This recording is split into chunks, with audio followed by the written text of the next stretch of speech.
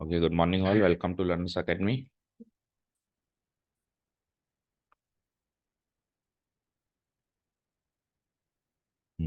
So we had yesterday started exercise number 8.2. उसका एक question हमने कर लिया था. एप्लीकेशन ऑफ इंटीग्रल्स का सेकंड पार्ट चल रहा है, area between the two curves. ठीक है, इंट्रोडक्टरी पार्ट भी कल कर लिया था हमने, साथ में पहला क्वेश्चन हो गया था. सेकंड क्वेश्चन अभी करना है. So find the area bounded by the two curves. अब देखो, अब अपने को, अब हम इस स्टेज पे आ गए हैं कि अब अपने को कर्व भी नहीं बताएगा, ये भी नहीं बताएगा कि ये कौन सा कर्व है. ठीक है ना, वो भी आपको ही पहचानना है. तो कौन सा कर्व है ये भाई, जो जो भी हमने कर्व सीखे, लाइक पैराबोला, हाइपरबोला, सर्किल, ये जितने भी कर्व्स हमने सीखे हैं, उसमें से ये कौन सा कर्व है ये भी अपने को ही पता लगाना है. जैसे पहले क्वेश्चन में तो उसने बताया बताया ना कि ये है सर्किल, देखो मेंशन है, ये है पैराबोला, लेकिन सेकंड क्वेश्चन में कर्व्स लिख के छोड़ दिया. तो अब ये जो इक्वेशन है ये कौन से कर्व की है, और ये जो इक्वेशन है ये कौन से कर्व की है, वो भी आपने को ही पता लगाना है. तो बताओ, पता लग पा रहा है क्या भाई, यहाँ से ये कौन सा कर्व है? इक्वेशन को देखकर चेक करो, दोनों के दोनों सर्किल की है, तो ये अपने को पता लगाना पड़ेगा. एंड डोंट वरी, हमारे पास क्या होंगी? Straight lines, parabola, curves, ellipse, and hyperbola भी आ सकता है.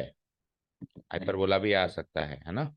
आने के चांसेस कम है, लेकिन कुल मिला के जो हमने सीखा है ना आज तक over the years, like class 11th में हमने जो जो भी सीखा है वो सब कुछ आ सकता है. तो 11th में हाइपरबोला भी था ना, तो अभी इस एक्सरसाइज में चाहे से क्वेश्चन ना हो लेकिन वो भी आ सकता है. ठीक है, तो ये दोनों सर्कल्स हैं. अब सर्कल्स हैं तो सर्कल ड्रॉ करके बता. इक्वेशन को देख के सर्कल, पहला पहला स्टेप पहचानना क्या चीज है, दूसरा स्टेप उसको ड्रॉ करके बता.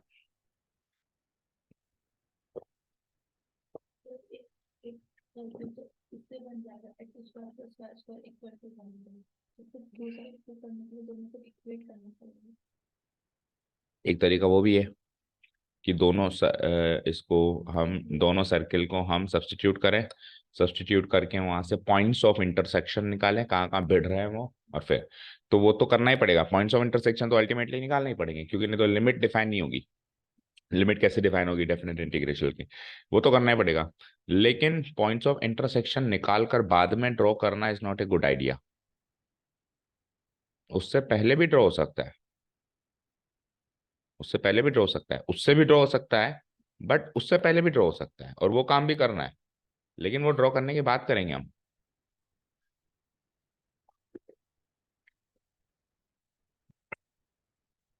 हम्म.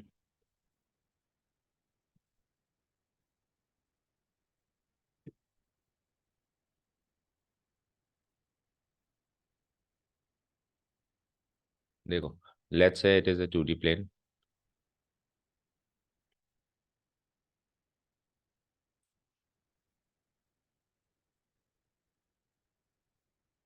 Late us say it is a 2D plane. ठीक है, इक्वेशन ऑफ सर्कल्स क्या क्या गिवन है एक बार है यार. अब देखो, उसने तो नहीं कंफर्म किया कि ये सर्कल्स हैं, लेकिन हमने तो पहचान लिया ना.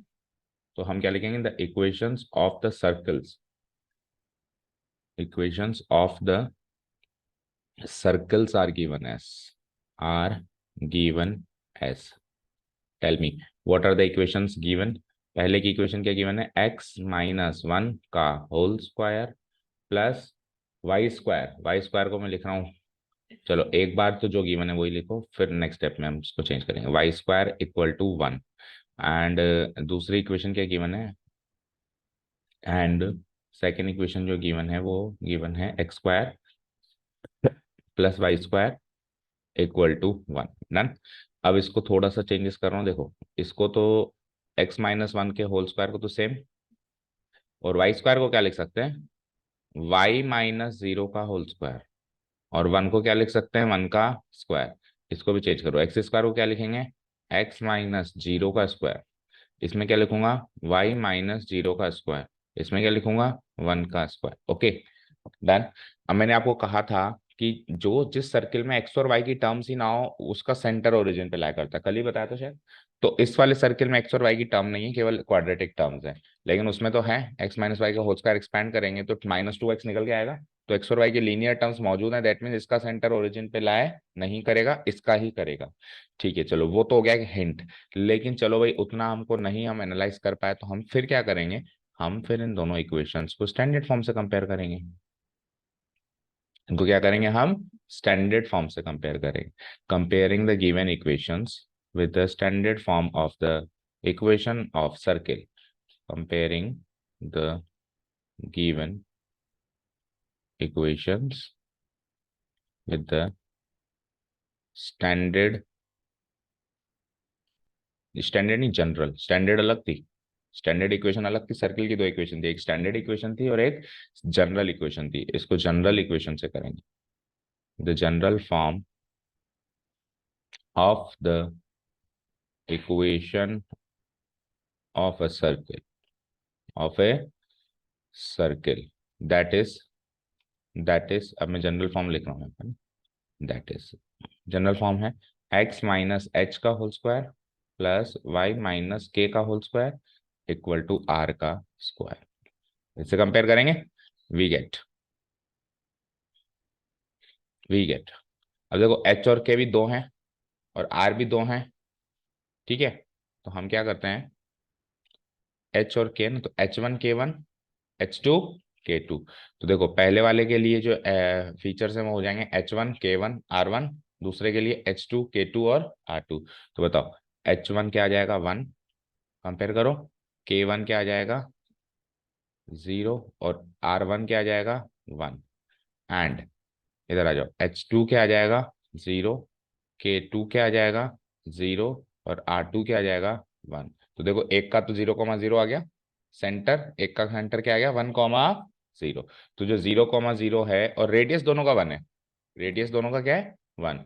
तो जो 0,0 है उसको, वो सर्किल तो काफी आसान है बनाना। ऐसे 1 सेंटीमीटर इधर, 1 सेंटीमीटर इधर, थोड़ा बड़ा बनाता है ना।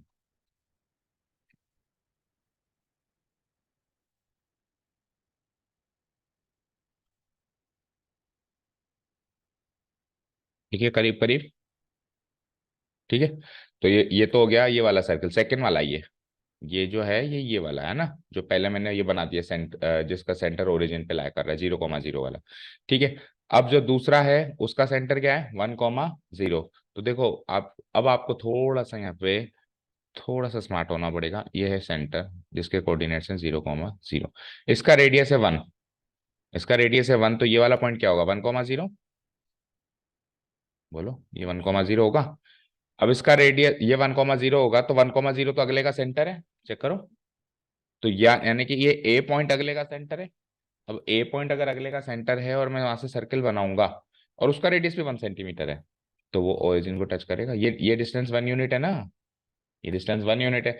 तो इसका सेंटर ये है तो वो ए को टच करेगा, उसका सेंटर ए है तो वो जी इसको ओ को टच करेगा। तो आप इमेजिन कर पा रहे हो second circle would be something like this.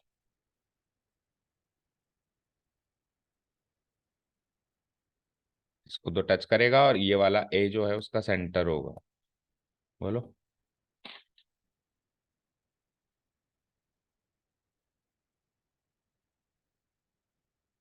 कुछ ऐसा।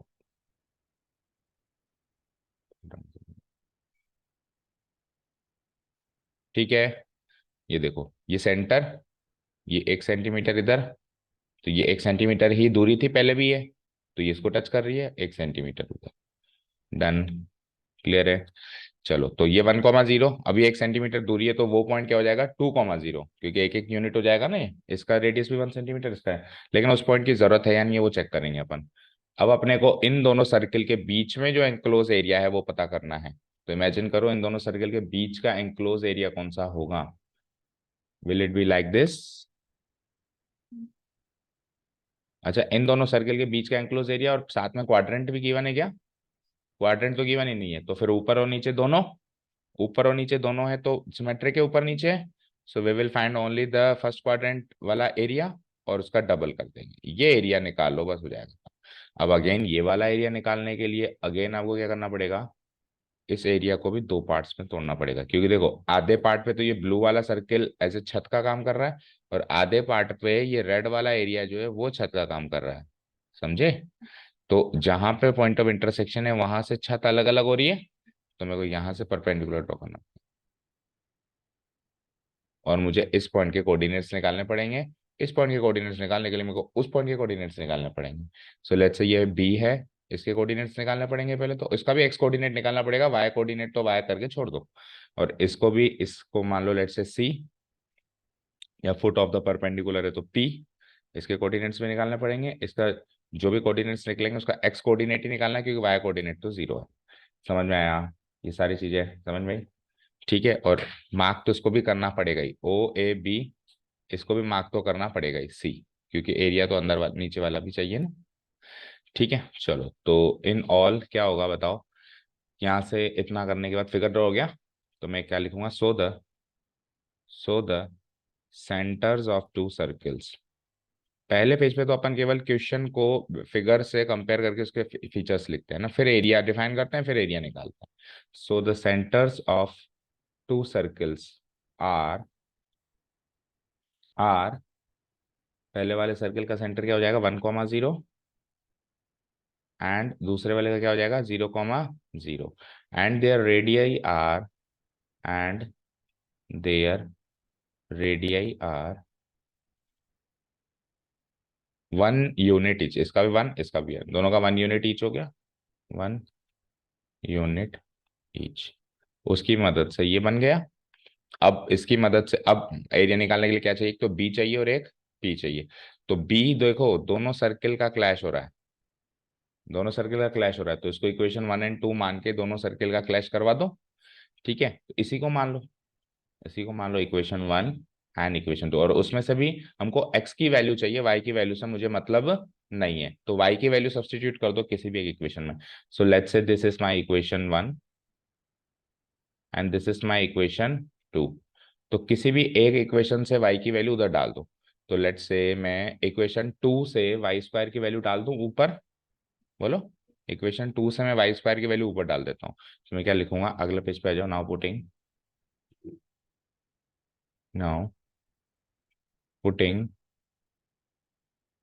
Putting what, Y square equal to, बोलो वाई स्क्वायर क्या आएगा वहां से, 1 - x², 1 - x² from equation 2 to equation 1। We get equation 1 will be something like this. Equation 1 क्या थी, x - 1 का होल स्क्वायर, आगे प्लस वाई स्क्वायर, तो वाई स्क्वायर की जगह 1 - x², आगे क्या था 1। ठीक है, इसको सॉल्व करना है। So it is like x² -2x + 1 + 1 - x² equal to 1। So x² - x² तो कैंसिल आउट हो गया, और क्या बचा, 1 और 1 भी कैंसिल आउट हो गया, तो 2x इक्वल टू 1, नहीं -2x है ना, तो -2x इक्वल टू -1, तो x इक्वल टू 1, तो x equal to half, x equal to half. That means ये क्लैश कहाँ पे हो रहा है, ये वाला जो पॉइंट है वो क्या हो जाएगा, हाफ कॉमा 0। अच्छा, एक और चीज आप ध्यान से देखो, इनका दो जगह पे क्लैश हो रहा है, देखा आपने, नोटिस किया, एक बी पे और एक सी पे। तो दो वैल्यूज आनी चाहिए थी, दो वैल्यूज इसलिए नहीं आई क्योंकि आपने एक्स की वैल्यू निकाली है, आपने किसकी वैल्यू निकाली है, एक्स की वैल्यू तो दोनों जगह सेम है। भाई सी के कोऑर्डिनेट्स बी, हाफ कॉमा कुछ वाई टाइप के होंगे, ये y1 ले लो तो ये y2 ले लो। समझ आया ना?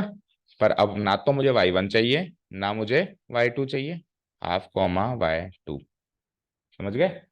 मेरे को ना तो y1 चाहिए, ना ही मेरे को y2 चाहिए, मेरे को तो हाफ चाहिए था, ताकि p के कोऑर्डिनेट्स आ गए हाफ कॉमा। हाँ, अगर इसमें आप उल्टा करते, आप y को सब्सटीट्यूट नहीं करके x को सब्सटीट्यूट करते, तो y की दो वैल्यू निकलती, एक बार पॉजिटिव और एक बार वो की वही नेगेटिव निकलती, पर हम निकाल ही नहीं रहे उसको। लेकिन हमने x को सब्सटीट्यूट किया ना, तो ऑटोमेटिकली कुछ ऐसे संयोग बन जाएंगे कि x² कट गया, लेकिन y² नहीं कटेगा, क्वाड्रेटिक इक्वेशन बनेगी और वहां से y की दो वैल्यू निकलेगी, अगर हम उल्टा काम करें। समझ गए ना क्या कहने वाला हूँ? चलो ठीक है। So the coordinates of so the coordinates of points of intersection of two circles, points of intersection of two circles are तो दो जगह पे अपन ने इंटरसेक्शन करवाया, एक बार तो अपन ने बी पे और एक बार अपन ने सी पे। तो दोनों के कोऑर्डिनेट्स लिख लो, बी के हो जाएंगे हाफ कॉमा y1 एंड सी के हो जाएंगे हाफ कॉमा y2। -y2 क्यों होगा? y1 y2 पता ही नहीं ना, नहीं निकाले ना अपन तो। अच्छा आप एग्जैक्टली ऐसे कह रहे हो कि जो y1 होगा उसका वो नेगेटिव होगा, ऐसे कहना चाह रहे हो? तो फिर आप दोनों जगह से 1 1 हटाओ, दोनों जगह से 1 1 हटाओ, दोनों जगह y लगा दो कॉमन चीज, और फिर y का -y नीचे लिख दो। ओके, ऐसे करो या तो। ठीक है, वैसे तो कुछ भी लिखो, हम निकाल ही नहीं रहे, हम उसको ध्यान ही नहीं दे रहे, तो फिर हमको जरूरत ही नहीं है करने की। y एंड -y वो कब निकालते? वो कब निकालते जब मैं बेस इसको मानता। लेकिन बेस इसको मानता तो फिर क्या करना पड़ता, ये एरिया, ये एरिया माइनस ये खाली एरिया, जब मैं वाई एक्सिस को बेस मानता। लेकिन मैं नहीं कर रहा हूँ ना वो काम, वैसे भी मुश्किल होता है वो काम वाई एक्सिस को बेस मानना, और ये ज्यादा आसान होता है। ठीक है ना? चलिए, तो यहां से पॉइंट्स ऑफ इंटरसेक्शन आ गए, and the coordinates of the foot of the perpendicular, वो मेन है, and the coordinates of the foot of perpendicular, that is P, that is point P R, वो क्या हो जाएगा, हाफ कॉमा 0। ठीक है, अब एरिया निकालना शुरू करें। अब एरिया निकालेंगे तो ये सर्किल जो है ऊपर और नीचे, एक्स एक्सिस के अबव और नीचे, नीचे दोनों सर्किल्स क्या सिमेट्रिक हैं, तो एरिया क्या हो जाएगा, इसका डबल हो जाएगा। तो एक लाइन लिखेंगे हम, now since the two circles are symmetric, ये सारी लाइन्स आप लिख के आएंगे एग्जाम में टू सिक्योर फुल मार्क्स, है ना। Are symmetric above and below, above and below the x-axis। ठीक है ना? so the required area between the two circles, अगले पेज पे आ जाओ। so the required area between the two circles, that is, अब डिफाइन कर दे एरिया, दैट इज एरिया। बताओ, पहले तो ओरिजिनल एरिया ना, दोनों सर्कल के बीच का एरिया क्या बनेगा, ओ बी ए सी ओ, राइट, ओ बी ए सी ओ, ओ बी ए सी ओ, ओ बी ए सी ओ, ये तो चाहिए ही चाहिए, है ना। ये डिफाइन कैसे होगा, ट्वाइस ऑफ एरिया ऑफ ऊपर वाला सर्कल का एरिया बताओ, ऊपर वाला पार्ट का एरिया बताओ, ओ बी ए ओ, ओ बी ए ओ, ओ बी ए ओ, ओ बी ए ओ, और फिर ओ बी ए ओ कैसे डिफाइन होगा, ट्वाइस ऑफ एरिया, उसको भी दो पार्ट्स में डिवाइड कर दिया ना आपने। तो एक तो हो जाएगा ओ बी पी ओ, और दूसरा B, O B P O, और पी से स्टार्ट करो, फिर दूसरा P B A P. Okay, तो O B P O, O B P O, O B P O plus, देखो कभी प्लस करके आता है कभी माइनस करके आता है, हाँ। ये बताओ, O B P O, P B A P, या पी ए से शुरू कर दो, P A B P, P A B P, P A B P. Okay fine, so twice.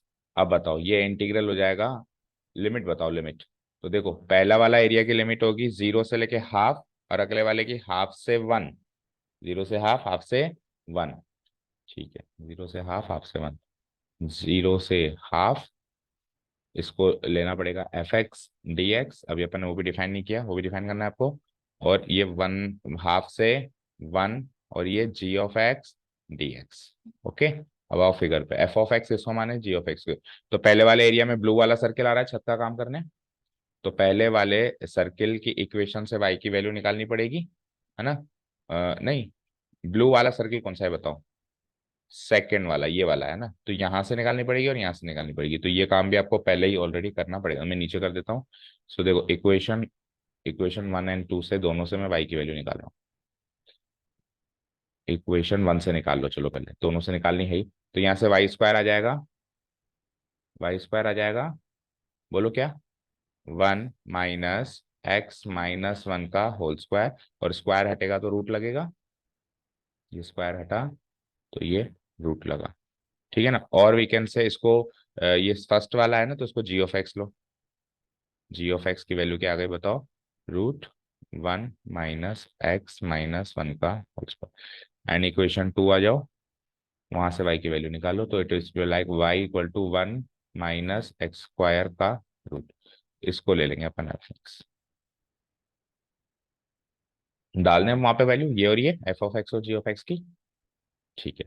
So twice integration 0 से हाफ, बोलो क्या निकली थी फर्स्ट वाले की, √1 - x²।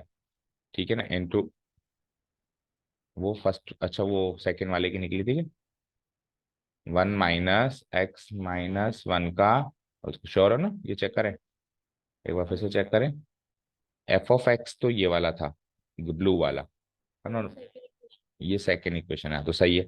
और फिर ये फर्स्ट इक्वेशन है ना, अगली वाली फर्स्ट इक्वेशन, प्लस हाफ से लेकर 1, और ये क्या हो जाएगा, 1 - x² dx। Okay, let's see 2 × ठीक है। चलो अब इसमें करो, सॉल्व करो। डेफिनेट इंटीग्रल जो कल कर रहे थे, एक ही फॉर्मूला लग रहा है पूरी एक्सरसाइज में, साइन इनवर्स वाला। ठीक है ना। तो बताओ, सबसे पहले कल जो गलती करी थी वो नहीं, x/2, तो लेकिन x की जगह x-1 है, तो x-1/2। देन रूट के अंदर वाली चीज सारी की सारी 1 - x - 1 का होल स्क्वायर, प्लस a²/2, तो a² 1 ही होगा, ये 1 का स्क्वायर, एक तरीके से 1 का स्क्वायर, 1 का स्क्वायर, तो a²/2 यानी 1/2 sine inverse x, x by, हाँ x/a होता है, लेकिन x की जगह x-1 है ना, x की जगह क्या आ जाएगा, x-1/a की जगह आ जाएगा 1। डन, यहाँ तो कोई डाउट नहीं है, कोई डाउट नहीं है। ठीक है। और डिवाइडेड बाय x-1 का डेरिवेटिव से डिवाइड भी होता है, लेकिन x-1 का डेरिवेटिव 1 ही होता है। अगर मान लो अगर 2x होता तो फिर डिवाइडेड बाय 2 हो जाता है ये सारी की चीज, लेकिन अभी नहीं होगी, क्यों, क्योंकि अभी x-1 का डेरिवेटिव तो 1 ही होता है। ठीक है, ये तो केवल पहले पार्ट का सॉल्व हुआ है अभी, है ना। प्लस आगे चलते हैं। देखो पहले पार्ट का सॉल्व भी हुआ है, और दूसरी चीज ये यहाँ से लेके यहाँ तक लिमिट क्या लेगा, 0 टू हाफ। अब अगली लिमिट क्या आएगी, हाफ टू 1। और उसमें क्या लिखूंगा मैं, वो तो स्टैंडर्ड इंटीग्रेशन बन रहा है, x/2,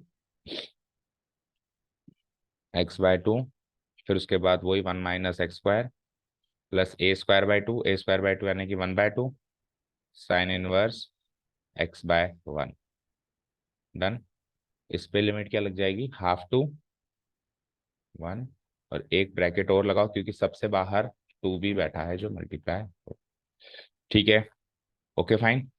अब या तो एक काम करो, 2 से सबको मल्टीप्लाई करा दो,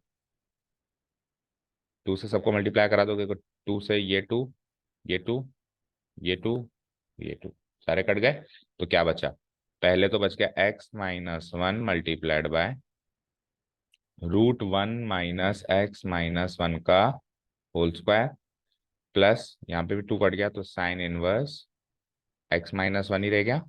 अब इस पे तो लग जाएगी लिमिट 0 टू हाफ, प्लस आगे बढ़ो, अगले पे आ जाओ, x multiplied by √1 - x² plus sign inverse x। इस पे लिमिट लग जाएगी हाफ से, चलो अब लाओ पुट द वैल्यूज।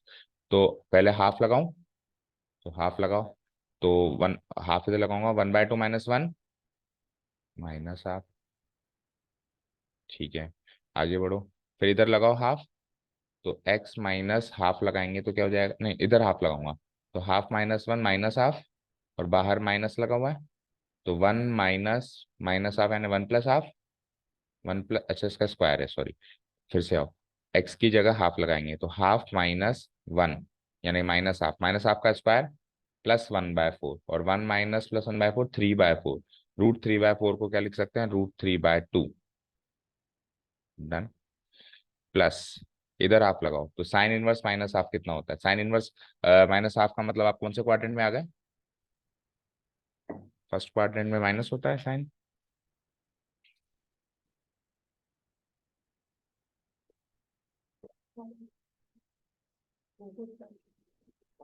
लेकिन इसका स्टैंडर्ड तो फोर्थ है ना, स्टैंडर्ड तो इसका फोर्थ है। तो ये हो जाएगा minus sign inverse half, minus sign inverse half हो जाएगा। तो मैं यहाँ पे माइनस लगा देता हूँ। अब ये साइन इनवर्स हाफ रह गया, sine inverse half, sine half कब लेके आता है sine, pi by 3, pi by 3 60 degree पे, नहीं हाफ आता है 30 डिग्री पे, पाई बाय 6, तो माइनस पाई बाय 6 हो गई। माइनस क्यों हुआ, क्योंकि माइनस बाहर निकल गया है ना, ठीक है, हो गया ये काम। माइनस अभी तो जीरो भी लगाना है ना, जीरो लगाएंगे तो zero minus half, zero minus half, दोनों जगह जीरो जीरो लगाओ। तो ये जीरो माइनस नहीं, जीरो माइनस वन, तो क्या हो जाएगा -1 मल्टीप्लाइड बाय, इधर भी जीरो लगाओ, तो -1 का स्क्वायर 1, -1 का स्क्वायर 1, और 1 - 1 जीरो, तो जीरो मल्टीप्लाइड बाई जीरो, तो जीरो हो गया कुल मिला के ये वाली टर्म तो है ना, इसको तो जीरो लिख दो। माइनस, फिर इधर जीरो लगाओ, तो साइन इनवर्स -1, तो माइनस बाहर निकाल दिया तो प्लस, अब साइन इनवर्स 1, साइन 1 कब आता है, पाई बाय 2, ठीक है। अब आगे बढ़ो, प्लस, अब क्या चाहिए, 1 चाहिए है ना, तो 1 लगाओगे तो 1 - 1 ये तो जीरो, ये तो जीरो, और 1 इधर लगाओगे तो sine inverse 1 pi by 2 minus, अब हाफ लगाओ, तो हाफ लगाएंगे तो अभी देखो हाफ लगा के देखा था कि हमने शुरुआत में, हाफ लगाया था वो तो उसमें लगाया था कह रहा ना, तो -1/2, और एक्स स्क्वायर की जगह 1/4 हो जाएगा, 1 - 1/4 यानी कि 3/4, 3/4 का रूट क्या हो जाएगा, √3/2, लग गया half, minus sign inverse half अभी अभी पता लगाया था, पाई बाय 6, हो गया डन, सब कुछ काम हो गया। चलो काटो पीटो आंसर निकालो, कुछ कट रहा है क्या डायरेक्ट, कुछ नहीं कट रहा, देखो ये क्या हो जाएगा, चलो सॉल्व करो फिर, -√3/4 equal to -√3/4 minus pi by 6 plus pi by 2, फिर अगेन प्लस पाई बाय 2, फिर अगेन -√3/4,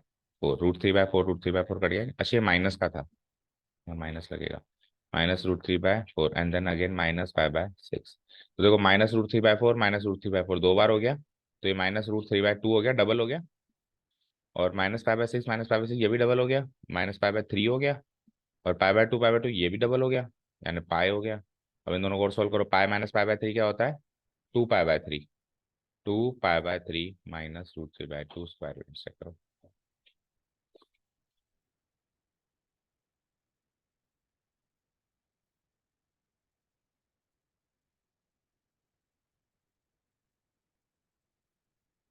समझ आया।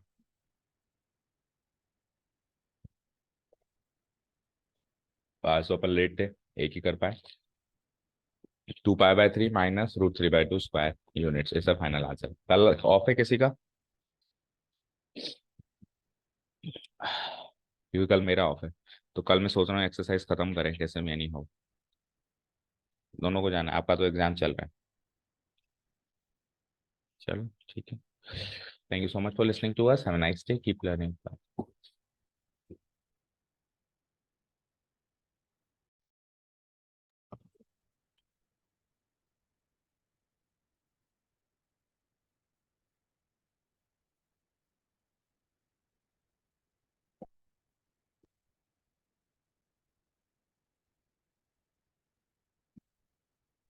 Good morning all, welcome to learners academy.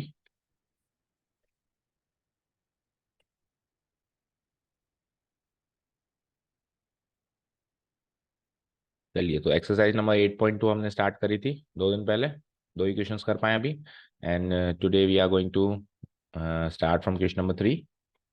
Okay, let's start the question without wasting time. Find the area of the region bounded by the curves y equal to x square plus 2, y equal to x equal to 0, x equal to 3। कुछ चीजें हैं, जैसे कि y equal to x, y x equal to 0 और x equal to 3, ये तीन चीजें तो यू कैन सी, ये तीन चीजें तो है लीनियर इक्वेशंस, 1 2 3, ये तीन चीजें तो क्या है, लीनियर इक्वेशंस है ना, इसमें x की लीनियर टर्म है, और ये है इसमें x की क्वाड्रेटिक टर्म है। तो पहले तो पहचानना पड़ेगा कि लीनियर टर्म्स होंगी तो वो क्या चीज है, वो कौन सा कर्व है, और ये कौन सा कर्व है। तो जब लीनियर इक्वेशंस होती हैं तो वो लाइन होती है, ये तो हमने 10th क्लास से सीखा है, लीनियर इक्वेशन इन 2 वेरिएबल है या 1 वेरिएबल है, ठीक है ना, वो क्या होती है, स्ट्रेट लाइन, यानी ये स्ट्रेट लाइन, ये स्ट्रेट लाइन और ये स्ट्रेट लाइन, एंड इवन इसमें से ये वाली स्ट्रेट लाइन तो खुद बाई एक्सिस है, ये वाली स्ट्रेट लाइन एक्सिस के पैरेलल है, ये वाली स्ट्रेट लाइन वाई एक्सिस के पैरेलल है, ये वाली स्ट्रेट लाइन खुद वाई एक्सिस है, ये वाली स्ट्रेट लाइन आइडेंटिटी फंक्शन याद है, जो वाई है वही एक्स है, 45 डिग्री का एंगल बनता था ना, जो एक्स है वही वाई है, याद है? ठीक है, और ये क्या है वो पता लगाओ, एक्स है। ठीक है, बस पता क्या लगाना है कि y equal to x square plus two क्या है, तो पहले सोचो आप क्या होगा ये y equal to x square plus two, क्या लग रहा है? हम्म? क्या लग रहा है, क्या होना चाहिए? Which type of curve is this?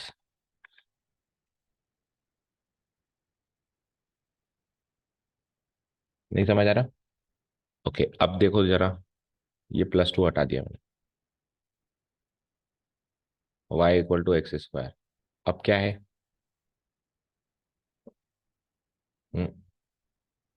Line तो लीनियर में होती है बेटा, क्वाड्रेटिक में लाइन हो ही नहीं सकती। y equal to x square linear और ना क्वाड्रेटिक है, तो लाइन तो हो ही नहीं सकती। नहीं आ रहा पहचानने में? क्यों? y equal to 4a x square क्या होता है? क्या नहीं है? कौन? तो 4a की वैल्यू 1 नहीं हो सकती?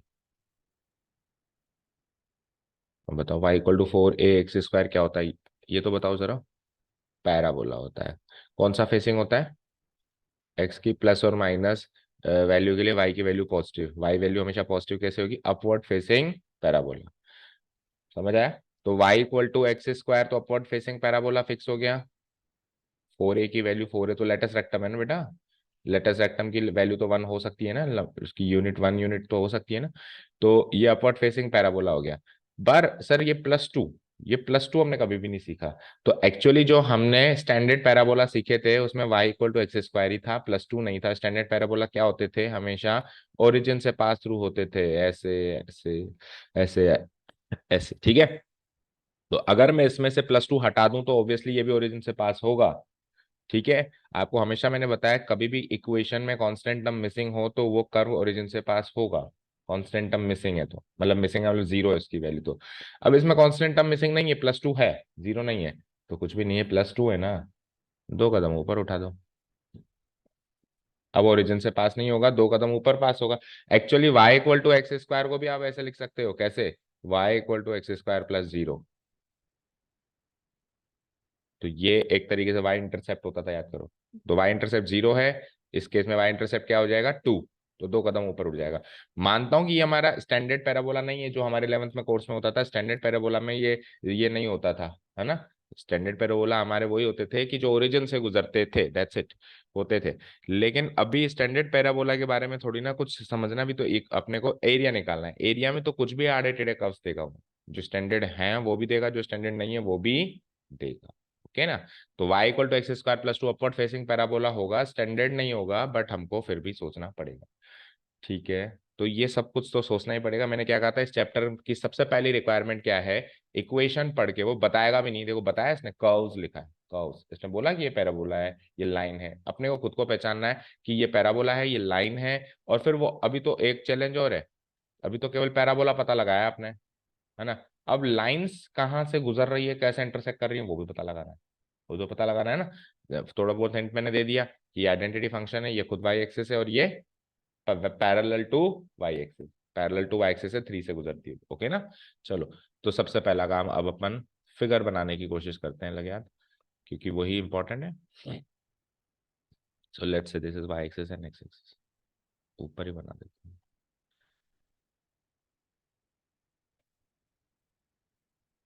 Fine, y axis x axis, पहले लाइंस ड्रॉ कर देते हैं ना। तो देखो, y इक्वल टू एक्स जो लाइन होती है ना बेटा, वो आइडेंटिटी फंक्शन कहलाता है, जो एक्स वाई वाई, तो वो लाइन हमेशा 45 डिग्री का एंगल बनाती हुई जाती है, ऐसे ऐसे। इस लाइन को कहते हैं आइडेंटिटी फंक्शन, और इसकी इक्वेशन क्या होती है? y equal to x. ठीक है, क्योंकि जो y वही x, देखो, अगर x 3 तो y भी 3, अगर x 7 तो y भी 7, अगर x -2 तो y भी -2। तो जो x वही y, इसको क्या कहते हैं अपन? Identity function. उसकी इक्वेशन ऐसे बनती है जैसे अभी मैंने, उसकी ज्योमेट्रिक रिप्रेजेंटेशन ऐसे होती है, 45 डिग्री का एंगल। दूसरा, x इक्वल टू 0 तो खुद y एक्सिस होगी, क्या बनानी बनी बनी गई वो तो। और तीसरा, x इक्वल टू 3, अभी अभी क्या बताया मैंने, x इक्वल टू 3 क्या होगा, पैरेलल टू y एक्सिस, ऐसे नहीं बनेगी, ऐसे बनेगी, अब ऐसे कह रहे थे, पैरेलल टू y एक्सिस जो कि 3 से गुजरती हुई जाएगी। तो अंदाजे से कहीं पर भी 3 ले लो आप, अंदाजे से लेट से मैंने 3 ले लिया, 1 2 3, तो यहां से पास थ्रू करवा दूं, ये लो साहब यहाँ से पास, ये हो गई मेरी x equal to 3, parallel to y axis x equal to 3। और एक तो ये खुद है ही सही, एक तो वाई एक्सिस खुद ही है ना, ठीक है। अब पैराबोला बनाओ, अब क्या बनाओ, पैराबोला। तो अब आप देखो एक चीज, पैराबोला को आपको 2 कदम ऊपर उठाना है। तो अंदाजे से हालांकि नापचोक करने कोई नहीं बैठा है, लेकिन कुछ फिगर ऐसा होना चाहिए जो जस्टिफाइबल हो। ऐसा नहीं कि जस्टिफाई नहीं हो रहा, फिगर ही नहीं जस्टिफाई हो रहा, ऐसा नहीं होना चाहिए। तो देखो, जो पैराबोला है हमारा वो 2 कदम ऊपर उठेगा। तो अगर आपने एक्स एक्सिस पे 2 कदम इतना बनाया, तो वाई एक्सिस पे भी 2 कदम अंदाजे से उतना ही बनाना है। अंदाजा तो लगाना ही है ना, 2 कदम आप इधर, इधर टोटल 3 कदम है, उधर 2 ही कदम ऊपर जाना है। तो अंदाजे से 1 2, तो यहां से पास शुरू होता हुआ जाएगा हमारा पैराबोला। ओके, तो ये फिगर को थोड़ा सा चेंजेस मुझे करने पड़ेंगे, या फिर इन लाइंस को चेंजेस कर दो। क्यों? क्योंकि वो इंटरसेक्शन ही नहीं हो पा रहा है ना, छोटा बन गया फिगर। तो एक काम करते हैं, लाइन ये तो उधर ही रहेगी, इसको तो छेड़छाड़ नहीं कर सकते, वो वाली लाइन को थोड़ा सा पास बनाता हूँ, इसको पास बनाता हूँ थोड़ा सा, ठीक है। अब उसी हिसाब से फिर 2 कदम अब ऊपर चलना पड़ेगा, नजदीक लिया है ना अब इसको। तो अब 2 कदम भी उसी हिसाब से ऊपर चलना पड़ेगा, ये टोटल 3 कदम है।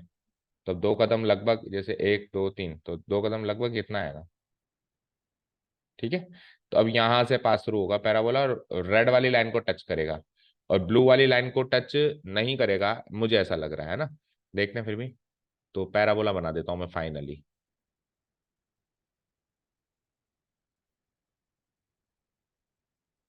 ऐसा पैराबोला बनेगा, ओके ना। अब ये रेड वाली लाइन को टच करेगा, उसको नहीं करेगा, ठीक है। अब इसका भी पता हम कैसे लगाएंगे, इसका भी पता कैसे, अभी तो ये अंदाजा लग रहा है। हम क्या करेंगे, इंटरसेक्शन कराएंगे, ग्रीन और रेड का इंटरसेक्शन कराएंगे, वो उससे पॉइंट ऑफ इंटरसेक्शन ये निकलेगा। और ग्रीन और ब्लू का भी इंटरसेक्शन कराएंगे, अगर कुछ इंटरसेक्शन पॉइंट निकला, दैट मीन्स इसको भी टच कर रहा है, और नहीं निकला तो फिर नहीं कर रहा है। नहीं कैसे निकलेगा, हमने देखा था ना, no real roots, quadratic equation को सॉल्व करते थे तो नो रियल रूट्स भी तो आते थे। तो अगर नो रियल रूट्स आ गए, दैट मीन्स 2D प्लेन में रियल रियल नंबर्स ही होते हैं ना, इमेजिनरी नंबर्स तो होते नहीं है आयोटा वाले। तो यानी कि वो उसमें इंटरसेक्शन नहीं करेगा। तो पहले रफली वो चेक कर लेते हैं। तो आ जाओ, y equal to x square plus 2, ये है पैराबोला। पहले मैं रेड लाइन से इंटरसेक्शन कराता हूँ, ऑब्वियसली रेड लाइन से तो करेगा, बट फिर भी चलो, रेड लाइन क्या थी, x equal to 3, x equal to 3। तो x इक्वल टू 3 से इंटरसेक्शन करा दो, x इक्वल टू 3 से इंटरसेक्शन कराओ, तो यानी कि इसकी x की वैल्यू 3 पुटअप कर दूं ऊपर, तो y इक्वल टू क्या हो जाएगा, 3 स्क्वायर प्लस 2, तो आया ना, कुछ पॉइंट तो आया, 9 प्लस 2 11, यानी y की वैल्यू 11 है और x की वैल्यू 3 है, यानी 3,11, यानी ये वाला पॉइंट ऑफ इंटरसेक्शन क्या है, 3,11, जो मिलता जा रहा है उसको पुटअप करते जाओ। लेट्स से देखो, इसको तो आप ओ पुटअप करोगे ही करोगे, इसको तो आप, कलर कौन सा है, ब्लैक ही ले लो। हाँ, इसको तो आप ओ पुटअप करोगे ही करोगे, 0,0, ठीक है ना। इसको आप ओ, इसको ए, इसको ए। अच्छा, ये लाइन क्या है, x इक्वल टू 3, तो इसके कोऑर्डिनेट्स क्या हो जाएंगे, 3,0, एक्स को 3 पे छुएगी है। इसको भी पता करते हैं, ये हालांकि ये 3,3 है, फिर भी मैं बताता हूँ क्या है ये, b। तो फिर वो क्या हो जाएगा, c, और c के क्या कोऑर्डिनेट्स निकाल लिया आपने, 3,11। तो देखो, ऐसा करने से ये भी पता चल गया कि इंटरसेक्शन हो रहा है या नहीं हो रहा है, और हो रहा है तो इंटरसेक्टिंग पॉइंट क्या है, दोनों बातें पता चल गई। और एक पॉइंट ये d, तो इसके कोऑर्डिनेट्स क्या हो जाएंगे, ये 2 कदम ऊपर हो आप, तो 0,2, 0,2, डन, ये वाला पॉइंट, ठीक है। चलो, अब एक तो ये पता करना है कि ये रेड लाइन इससे तो नहीं इंटरसेक्ट कर रही है, तो उसके लिए रफली फिर मैं क्या करूंगा, y equal to x square plus 2, तो पैराबोला था ही सही।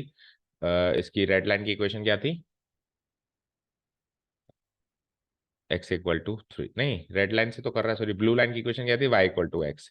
तो y इक्वल टू एक्स और इन दोनों का क्लैश करवा दो, तो दैट मीन्स देखो, y की जगह x पुट अप कर दूं मैं वहां पे, तो क्या हो जाएगा, x equal to x square plus 2, quadratic equation बनेगी, x square minus x plus 2। अब आप देखो, ऐसे कोई 2 नंबर मिलेंगे ही नहीं, मतलब रियल नंबर नहीं मिलेंगे जिनका सम तो -1 होता हो और प्रोडक्ट 2 होता हो। प्रोडक्ट 2 लाने के लिए 2 1 या 2 एक ही ऑप्शन है, और 2 और 1 का सम कभी भी -1 नहीं आ सकता। तो यहाँ से अगर आप श्री धराचार्य लगाओगे तो रूट्स तो निकल जाएंगे, लेकिन वो इमेजिनरी निकलेंगे, रूट के अंदर नेगेटिव। देख लो, कर लो, चाहे से B² - 4AC करते थे, तो रूट के अंदर क्या आएगा, B² यानी -1 का स्क्वायर 1 -4AC, 4 2 8 1 8, तो रूट के अंदर -7 आ रहा है। तो हमारा जो डिस्क्रिमिनेंट आ रहा है B² - 4AC नेगेटिव आ रहा है। That means no real roots. No real roots का मतलब है ये इससे इंटरसेक्ट नहीं करेगी। ओके ना। हाँ, ये रेड लाइन से जरूर इंटरसेक्ट करेगी। तो रेड लाइन क्या थी, ये एक लाइन तो y = x है, और रेड लाइन है x = 3। तो x = 3 उधर पुटअप कर दो तो y भी 3 आ गया है ना, 3, और वैसे भी ब्लू लाइन पे तो जो x है वही y है ना।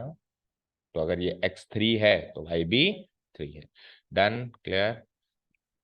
अभी भी देखा जाए ना तो मैंने फिगर गलत बनाया है, पर अब वो पूरा एग्जैक्ट तो बनाना थोड़ा सा पॉसिबल नहीं लग पाता है। क्यों पता है? क्योंकि देखो, मैंने ये दोनों बराबर ले लिया, थोड़ा सा ही कम लिया, ये और ये दूरी बराबर ले ली, जबकि ये 3 कदम है, ये 2 कदम है।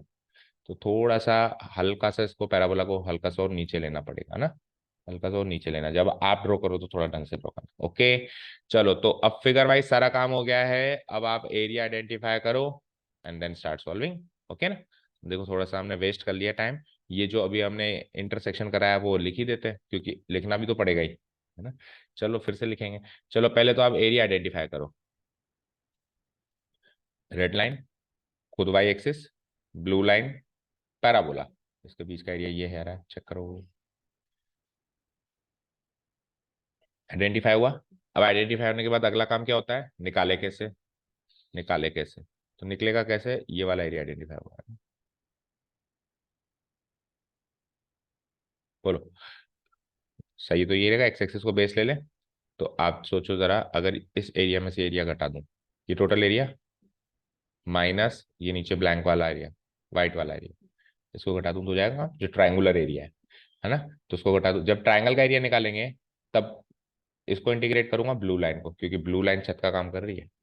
तो रेड लाइन तो दीवारों का काम कर रही है, वो तो लिमिट बताएगी आपको ऑर्डिनेट से, वो तो है ना। ब्लू लाइन छत का काम कर रही है, तो जब एरिया ऑफ ट्राइंगल निकालूंगा तो ब्लू लाइन का को इंटीग्रेट करूंगा। और जब ऊपर ये टोटल एरिया निकालूंगा, और जब ये टोटल एरिया निकालूंगा, तो फिर ग्रीन यानी कि पैराबोला को इंटीग्रेट करूंगा। तो एक बार पैराबोला इंटीग्रेट होने वाला है, एक बार ये। तो f(x) जब अपन लेंगे तो इस तरीके से लेंगे। ओके ना। हालांकि ट्राइंगल का एरिया के लिए इंटीग्रेशन के बिना भी चल सकते हो, half into base into height, क्योंकि ट्राइंगल का एरिया तो फ्लैट एरिया है। लेकिन फिर भी हम क्या करेंगे, ऐसा नहीं चलेंगे, हम तो बिल्कुल इंटीग्रेशन से ही चलेंगे। हो गया सब कुछ, ऑल थिंग्स डन। चलो जी, स्टार्ट हो जाओ। तो सबसे पहले तो इक्वेशन ऑफ पैराबोला खत्म करते हैं। The equation of parabola is given as, और उसी को f(x) ले लेते हैं। Equation of parabola is given as, बहुत सारी बातें जो रफली सॉल्व करके फिर फेर पे आना पड़ेगा इन क्वेश्चंस में, है ना। जैसे अभी इन दोनों का इंटरसेक्शन होगा ही नहीं, अब मैं पहले ही करना शुरू कर देता, फिर क्या लिखता कि तो इंटरसेक्ट कर ही नहीं रहे, तो कर ही नहीं रहे तो क्या लिखना है ना। 1 second. So tell me, what is the equation given of parabola? y = x² plus 2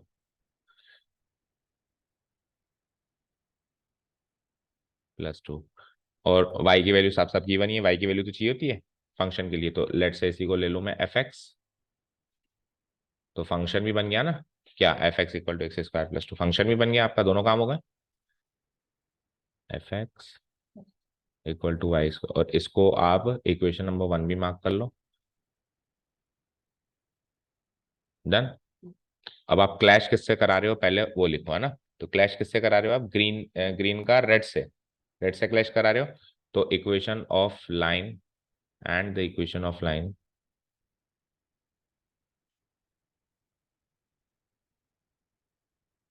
and the equation of line L1, क्योंकि 2 लाइन है ना, तो इसको L1 ले लूं मैं। L1 इज गिवन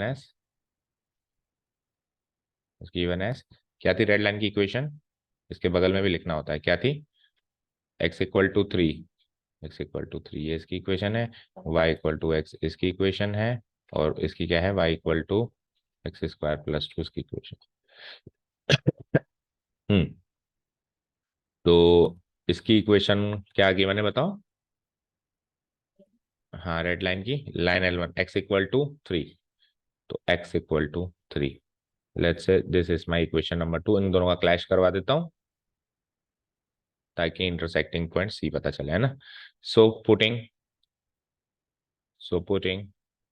या फिर एक बार चलो लगे हाथ उसकी इक्वेशन में लिख दें, एंड द इक्वेशन, और वो जी एक्स होगा मेरा, है ना, अगली जो आ रही है, and the equation of line L2 is given as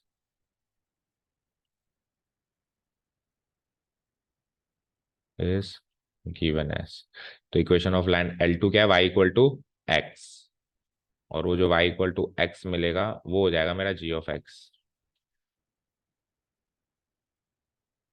हो जाएगा मेरा g of, done.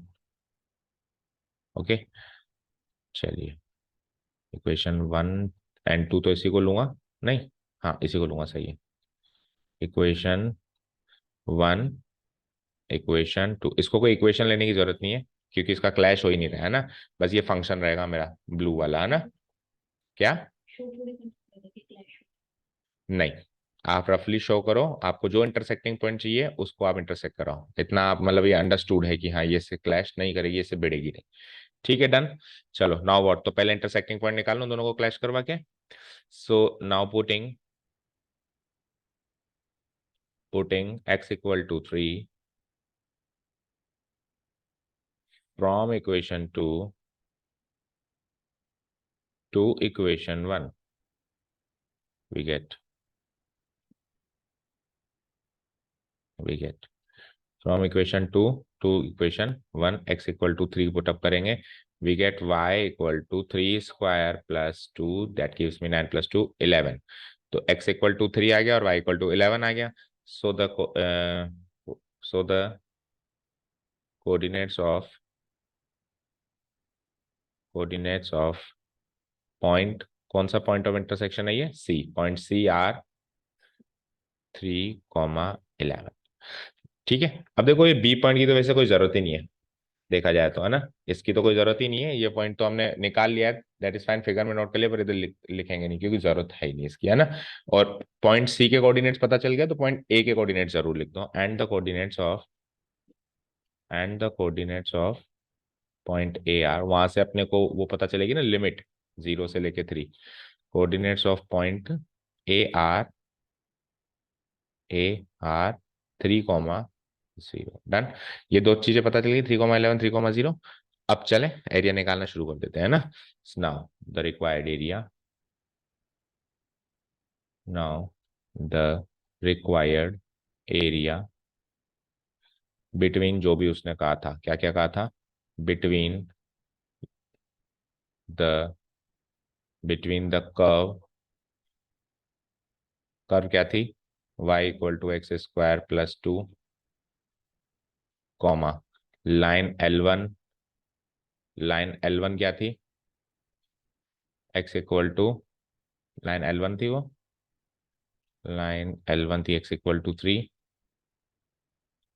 Comma line L2 क्या थी, y equal to x, and साथ में y एक्सिस, उसने तो x इक्वल टू 0 लिखा है लेकिन हम इसको y एक्सिस कह सकते हैं ना, and y axis is given by, y axis is given by A R, आ जाओ, तो इस एरिया को क्या कहूंगा मैं, O B C D O, okay, O B C D O, area O B C D O equal to, ये निकालेंगे कैसे, चेक करो, O A C D O minus area O A C D O minus triangle का area O A B ओ। अब अगर आप इसको curve मानते हो तो ओ पे वापस आओ, ओ ए बी ओ, और अगर आप इसको ट्राइंगल लिखना चाहते हो तो फिर ट्राइंगल ओ ए बी, लेकिन आप ट्राइंगल से अप्रोच से नहीं चल रहे हो ना, आप तो कर्व अप्रोच से चल रहे हो, तो पूरा लिखो ओ ए बी ओ। चलो अब इंटीग्रेशन पार्ट शुरू कर दें।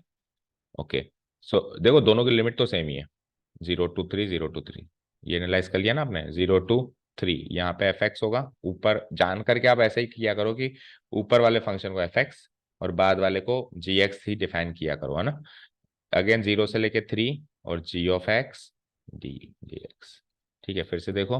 देखो, जब आप ग्रीन वाले कर्व एफ एक्स को इसको इंटीग्रेट कर रहे हो तो भी 0 से लेकर 3 तक कर रहे हो, और जब आप ये ब्लू वाली लाइन को जी ऑफ एक्स, ये जो नीचे वाली y इक्वल टू एक्स वाली लाइन है, इसको कर रहे हो तो भी 0 से लेकर 3 कर रहे हो।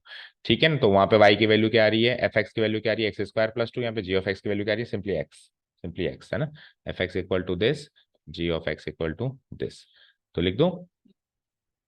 और जब लिमिट सेम है तो अपन मर्ज भी कर सकते हैं ना, क्या ऐसे नेक्स्ट स्टेप में कर देना, 0 to 3, इधर क्या आएगा, x square plus 2 into D x, minus इधर 0 से लेके 3 एक्स डी एक्स।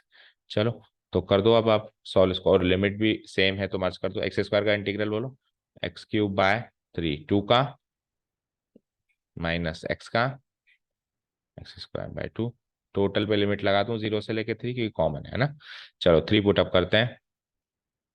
सो 3 क्यूब यानी 27, 27/3 9, 3 2 जा, फिर 3 स्क्वायर बाय 2 यानी 9/2, माइनस 0 पुटअप करते हैं, सब 0 हो जाएगा, 0 0 -0 प्लस 0।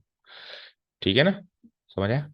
ओके, सो इसको सॉल्व कर दो फिर, 9 और 6 15, -9/2, 15 2 जा 30, 30 - 9 इज 21/2 स्क्वायर यूनिट्स मैच।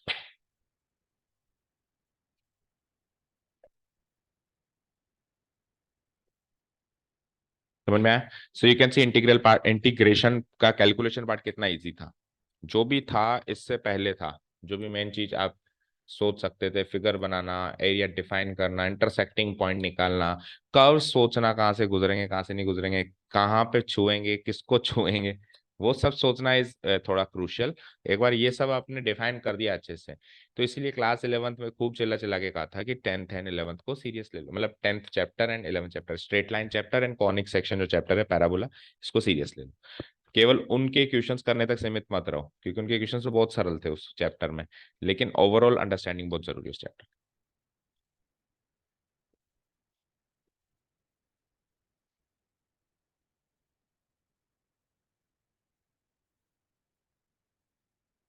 बड़े आगे कर दो उसको डिलीट।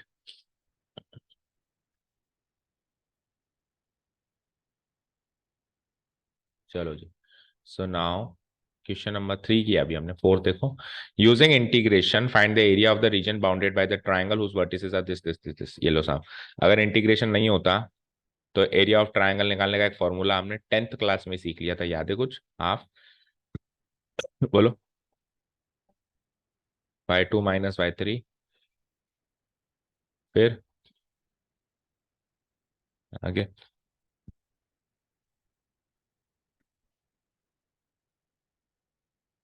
ठीक है, मॉडुलस क्लोज। तो ये फॉर्मूला अपन ने सीखा हुआ है from class since class 10th, लेकिन अब इंटीग्रेशन से निकालना है, तो इंटीग्रेशन से उल्टा मुश्किल है इक्वेशन, लेकिन अब कहा ही उसने यूजिंग, तभी तो उसने पहले मेंशन कर दिया कि बच्चों आप स्मार्ट मत बन जाना और वैसा मत निकाल लेना, है ना। ठीक है, क्लियर। अच्छा, पिछले क्वेश्चन में अगर उसको अपन हाफ वे साइड से निकालते हो ट्राइंगल को, तो ये 3 इधर था 3 इधर था, है ना, तो 1/2 इंटू बेस 3 इंटू बेस 3, 9/2, वैसे भी 9/2 आ रहा था। हाँ, ठीक है। चलो, तो ये छोटी मोटी चीज एनालाइज करते रहा करो। चलो, कुल मिला के अब करना तो है ही, तो आ जाइए अब पहले तो हम 2D प्लेन बना देते हैं, क्योंकि सबसे पहला काम ही वही है कि ट्राइंगल कैसा है, ये कहाँ से गुजर रहा है। इंटीग्रेशन में तो सोचना ही पड़ेगा, और बहुत सारे क्वेश्चन ऐसे होते हैं जिसमें जो है फिगर मायने नहीं रखता, लाइन कहीं से भी गुजरे आंसर तो वही आता है, बट इसमें मायने रखता है कि वो लाइन कहाँ से गुजर रही है, वही तो ऑर्डिनेट्स डिसाइड करेगी, वही तो बेस डिसाइड करेगी, वही तो छत डिसाइड करेगी, तभी तो पता चलेगा किसको इंटीग्रेट करें। ओके, चलिए आइए। सो -1, 0 अंदाजे से बताओ कहाँ है, -1, 0, जैसे एक कदम इधर आ जाओ, ठीक है, दिस इज -1, 1, 3, एक कदम इधर 3 कदम ऊपर, एक कदम इधर और 3 कदम ऊपर, जैसे एक कदम इधर आ गए, ऐसे 3 कदम, 1 2 3, लगभग अंदाजे से, ठीक है। एंड 3, 2, 3 कदम इधर, यानी 2 3, और फिर वो 3 कदम ऊपर था तो 2 कदम लगभग है। तो इन 3 पॉइंट्स को मिला के पहले तो ट्राइंगल बनाओ। दिस 3 वर्टिसेस डिफाइन हो गए ना, ये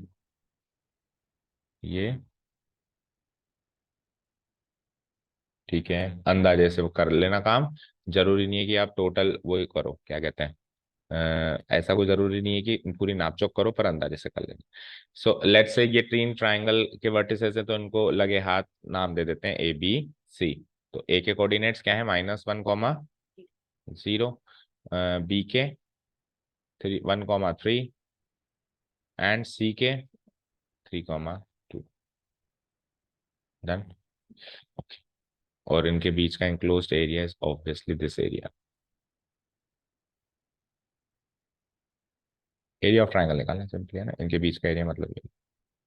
अब देखो, कुछ एरिया वाई एक्सिस के राइट में है, कुछ एरिया वाई एक्सिस के लेफ्ट में है ना।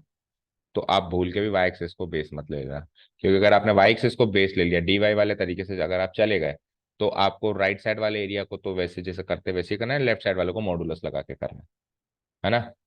भाई जब आप एक्स एक्सिस को बेस लेते हो, तो एक्स एक्सिस के ऊपर वाले एरिया को तो जैसे करते हैं वैसे करोगे, लेकिन एक्स एक्सिस के नीचे एरिया आ जाए तो उसको मॉडुलस लेके करेंगे। सिमिलरली वाई एक्सिस को अगर आप बेस ले लेते हो, तो वाई एक्सिस के राइट साइड वाले एरिया को छेड़छाड़ नहीं करनी, लेकिन लेफ्ट साइड वाले एरिया को, मतलब इतने पार्ट के एरिया को फिर आपको क्या करना पड़ता, मॉडुलस से सॉल्व करना पड़ता। तो इस मॉडुलस में फंसने की कोशिश ही क्यों करो, आप एक्स एक्सिस को बेस ले लो। तीनों पॉइंट्स एक्स एक्सिस से ऊपर ही हैं, या एक्स एक्सिस के ऊपर हैं या अबव है, नीचे तो कोई है ही नहीं, तो कोई भी एरिया मॉडुलस में लेने की जरूरत नहीं होगी। तो पहली चीज तो इस चीज का ध्यान रखना है कि we will not take y axis as the base, we will take x axis as the base। ठीक है, ये हमारा एरिया है ही। अब क्या करें, ये एरिया निकालने के लिए यूजिंग इंटीग्रेशन हमको ऑर्डिनेट्स बनाने पड़ेंगे। तो देखो, ए तो खुद एक्स एक्सिस पे ही आ रहा है, अब जब आप एक्स एक्सिस को बेस ले रहे हो तो ordinates perpendicular to x axis बनेंगे। अगर आप वाई एक्सिस को बेस लेते हैं तो ordinates perpendicular to y axis बनते हैं, अभी परपेंडिकुलर टू एक्स एक्सिस बनेंगे। तो ए तो खुद इसको छू ही रहा है, बी और सी से परपेंडिकुलर ड्रॉ कर लो on x axis, y on x axis because we are taking x axis as the base. Okay, so let's do it. मैं बी से भी परपेंडिकुलर ड्रॉ कर देता हूँ लाइक दिस, एंड मैं सी से भी ड्रॉ कर, और ए तो ऑलरेडी छू ही रहा है उसको, तो करने की जरूरत है नहीं। मान लो ए भी थोड़ा ऊपर होता तो उससे भी करना पड़ता। अब एरिया डिफाइन तो हो गया, निकले कैसे उसकी स्ट्रेटेजी चाहिए ना। आप खुद बताओ कैसे निकले पहले तो।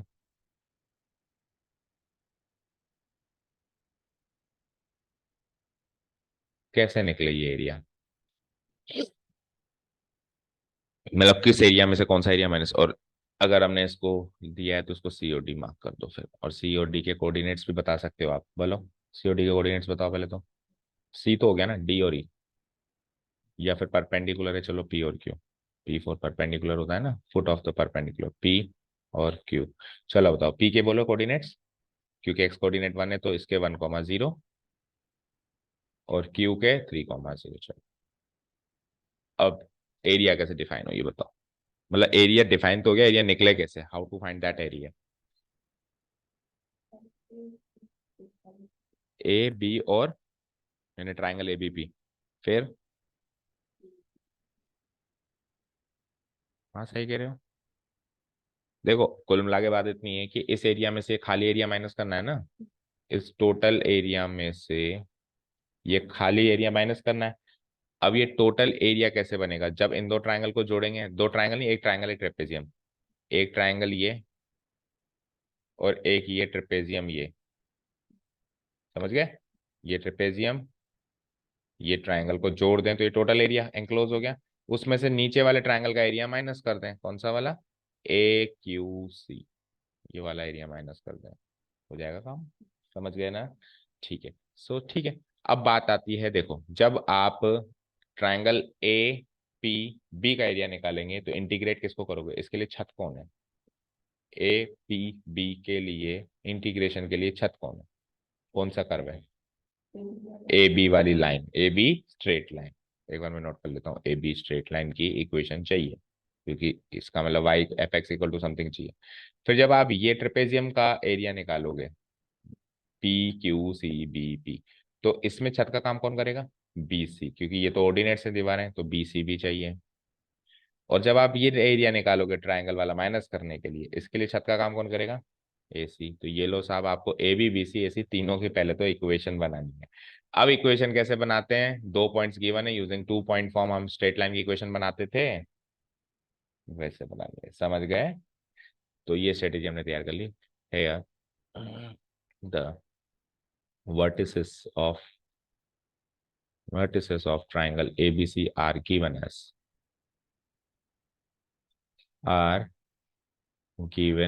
as so A के कोऑर्डिनेट्स हैं -1, 0, B के कोऑर्डिनेट्स हैं 1, 3 एंड C के कोऑर्डिनेट्स हैं 3, 2।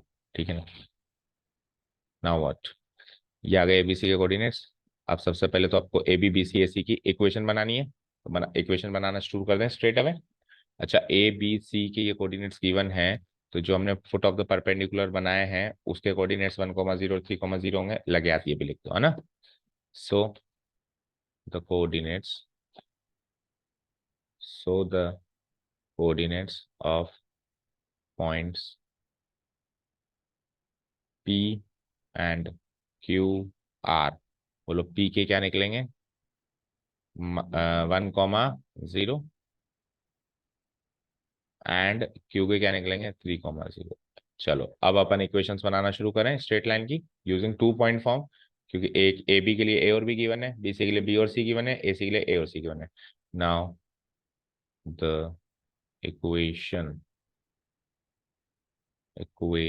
सबसे पहले A B of line A B line A B, या तीनों का जिक्र एक साथ कर देता हूं फिर। Lines A B, B C and A C are given by using 2 point form, of equation of line, 2 point form of equation of line as follows। अब एक एक करके निकालना शुरू करें। चलो सबसे पहले line A B, first of all line A B, तो बोलो 2 point फॉर्म याद है, बोलो 2 point form of equation of y minus y1 slope y2 minus y1 divide by x2 minus x1 slope होता है इंटू x माइनस x1 होती है। चलो तो y minus y1 x1 y1 तो लूंगा a और x2 y2 लूंगा b, है ना। तो y माइनस y1, तो a के कोऑर्डिनेट्स क्या है, a का y कोऑर्डिनेट क्या है 0। अब y2 माइनस y1 यानी b में से a के कोऑर्डिनेट्स यानी 3 - 0 देन 1 - -1 यानी 1+1। इधर आ जाओ, x माइनस a का x कोऑर्डिनेट क्या है -1, तो x+1। डन, करें इसको सॉल्व।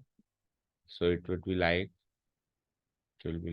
दैट इज लगा देना यहाँ पे y इक्वल टू 3/2, 3/2 x+1। अब आप 2 को इधर मत लाना, क्योंकि वैसे भी आपको y as a function of x बनाना है, वरना बनाया मिल गया ना, मिल गई आपको इक्वेशन। और we can say fx equal to 3/2 into x+1। चाहो तो 3/2 को मल्टीप्लाई कर दो, नहीं करोगे तो उससे कोई फर्क नहीं पड़ेगा। ये हमारी पहली इक्वेशन, मतलब पहला फंक्शन मिल चुका है अपने को। ओके, अब लाइन ए बी के बाद आ जाओ लाइन बी सी। अब बार बार ये नहीं लिखेंगे, ये स्टैंडर्ड फॉर्म बार बार नहीं लिखेंगे, एक बार लिख दी ना, अब बस वैल्यूज को रब करके शुरू करेंगे। लाइन बी सी आ जाओ एंड देन लाइन ए सी आ जाओ, लाइन बी सी। तो अब y माइनस y1 करूंगा, तो x1 y1 तो b और x2 y2 c, तो y माइनस y1 यानी कि b का y कोऑर्डिनेट 3। फिर आ जाओ y2 माइनस y1 यानी 2 - 3 divided by 3 - 1 multiplied by x minus b का x कोऑर्डिनेट 1, x-1। ठीक है, सॉल्व कर देते हैं इसको। सो y-3 में से उल्टा 3 को इधर भेजना आप, है ना, क्योंकि y is a function of something चाहिए आपको, क्योंकि आपने x एक्सिस को बेस माना है, तो x एक्सिस को बेस माना है तो y अगर y एक्सिस को बेस मानते तो x as a function of y चाहिए होता। ठीक है ना, ये सारी चीजें अपन डिस्कस कर ही रहे हैं इतने दिनों से। y इक्वल टू -3 को तो लास्ट में +3 ले आएंगे यहाँ पे। इसको सोल्व करो, 2 - 3 क्या होता है -1, और 3 - 1 क्या होता है 2, और मल्टीप्लाइड बाय x-1 और लास्ट में +3। इसी को मान लो फंक्शन, और वी कैन से अब उसको f(x) ले लिया तो g ऑफ x, और फिर लास्ट में h ऑफ x। आप ज्यादा ज्यादा ये कर सकते हो, -1 अगर आपको तंग कर रहा है तो माइनस को अंदर इंट्रोड्यूस करा दूं, तो x-1 1 - x हो जाएगा। x-1 क्या हो जाएगा 1 - x, तो half into 1 - x +3। This will be my second function to integrate। The final last line BC के बाद आ जाओ लाइन AC, लाइन AC के लिए अब आ जाओ वापस y माइनस y1, a का y कोऑर्डिनेट वापस वही -1, तो +1, नहीं y कोऑर्डिनेट चाहिए 0, वही y माइनस 0, फिर y2 माइनस y1 यानी कि C माइनस A, तो 2 माइनस 0 एंड 3 माइनस -1 यानी 3 + 1 and then x minus x1 a का एंड x + 1। चलो जी इसको सोल्व करो फाइनली, तो y माइनस 0 तो y हो गया 2 माइनस 0 2, 3 + 1 4 कट के 1/2 into x + 1, so we can say h of x equal to finally वो लास्ट फंक्शन में मिल गया half into x + 1, half into x + 1। समझ आया? ठीक है, this will be my the third and the last function. Fine, अब integration part शुरू कर दो, दैट्स इट। इंटीग्रेशन पार्ट काफी सरल होता है इन वाले क्वेश्चंस में। Now the required enclosed area, now the required enclosed area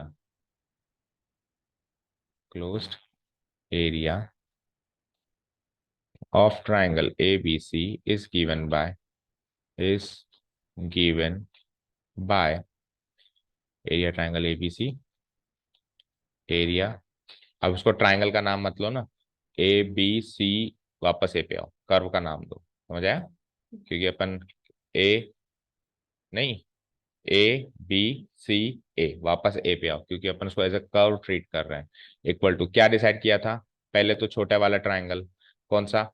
APBA, APBA area APBA। फिर अब ट्रेपेजियम जोड़ना है, ट्रेपेजियम कहाँ है? PQCBP, PQCBP, PQCBP, PQCBP minus नीचे वाला एरिया AQCA, AQCA, AQCA, ये करना है माइनस। ठीक है, अब लिमिट्स भी ध्यान से चलाना है इसमें, है ना? तो जब आप इस ट्रायंगल की एरिया देखेंगे तो लिमिट हो जाएगी -1 से 1, फिर ट्रेपेजियम से 1 से 3, और नीचे जब माइनस करोगे उसको -1 से 3, है ना? सो -1 से 1, इसकी लिमिट हो जाएगी -1 से 1, -1 से 1, और ये एफ एक्स था, हमने सीक्वेंस में लिया था हर चीज, है ना? पहले को एफ एक्स, फिर इसकी हो जाएगी 1 से लेकर 3, 1 से लेकर 3 GX DX, और जो माइनस करी थी उसमें -1 से 3, है ना?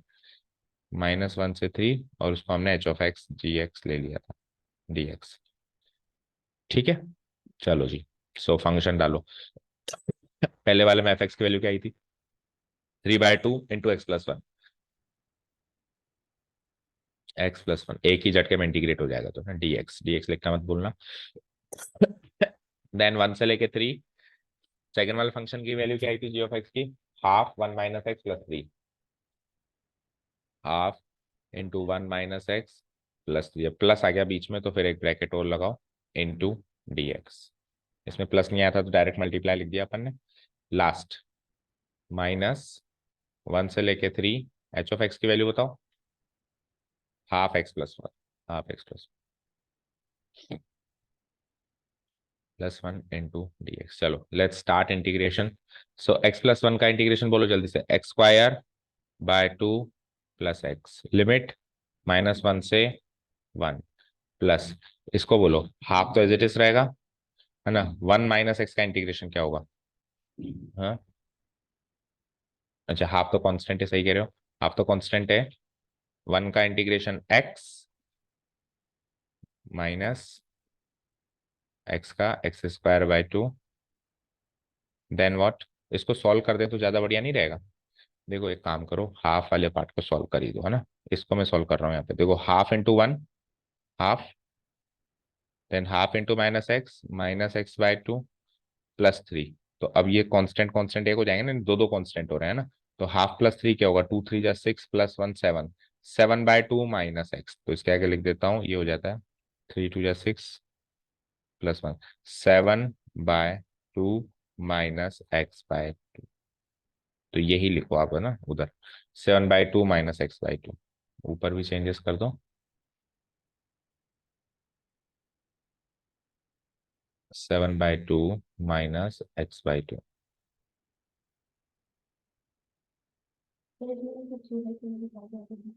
किसमें, अच्छा 3/2 लिखना भूल गया, हाँ बिल्कुल बाहर आएगा, 3/2 बाहर आएगा इसमें, कांस्टेंट है ना, और इसमें अब 7/2 माइनस x/2 को इंटीग्रेट करो, तो 7/2 का इंटीग्रेशन 7x/2 कांस्टेंट है, और x/2 का क्या होगा, x² बाय नीचे 2, तो x²/4, और इसकी लिमिट हो जाएगी 1 से लेकर 3, लास्ट हाफ को बाहर ले लो, x+1 का इंटीग्रेशन बोलो, x²/2 और 1 का x, और इसकी लिमिट हो जाएगी 1 से लेकर 3। चलो पुट करो वैल्यूज, 3/2 पे तो कुछ वैल्यू पुट होगी नहीं, 1 से लेके -1 है ना,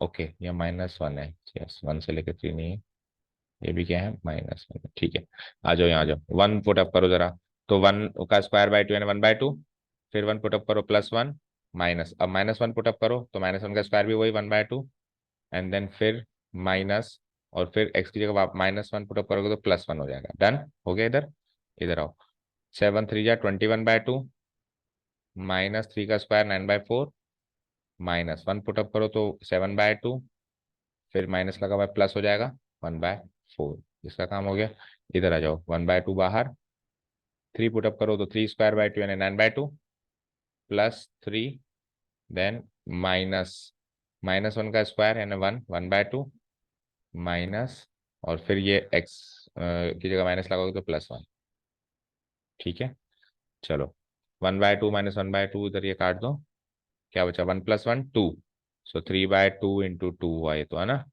प्लस इधर आओ, इधर कुछ कटा क्या, नहीं कटा, 21/2 माइनस 7/2 करो, 21 में से 7 गया तो 14, 14/2 क्या होता है 7, और -9/4 + 1/4 करो जरा, तो -9 + 1 -8, -8/4 यानी -2, ठीक है, इधर आओ, -1/2 बाहर इंटू, और 9/2 माइनस 1/2 8/2, 9/2 माइनस 1/2 8/2 यानी 4, और 4 ये भी है, 4 + 4 8, ठीक है, तो ये 2 से 2 गया, ये 2 से 4 टाइम्स गया, सो बचा क्या 3, 7 - 2 = 5, -4, 5 और 3 8 में 4 के 4, 4 स्क्वायर यूनिट चेक करो, फाइनल आंसर सही है। So this is how this question will be, ये सारे इंपॉर्टेंट क्वेश्चंस शुरू हो गए अब यहाँ से, है ना, सो थोड़ा टाइम कंज्यूमिंग भी है, कॉम्प्लिकेटेड भी है, सब है, द ओनली मूल मंत्र इज व्हाट, कि हमको प्रैक्टिस करनी पड़ेगी, नथिंग एल्स। चलो बाकी कल करेंगे, अब कल एक्सरसाइज खत्म कर देंगे, thank you so much for listening to us, have a nice day, keep learning and bye. कल आपकी काय की छुट्टी आ गई, संडे छुट्टी होने लगी है क्या आजकल, वनसली चेंजेस हो गए क्या रूल्स, ठीक है, सृष्टि की भी छुट्टी होगी संडे तो, हाँ तो कल हो ही जाएगी, है ना, चलो।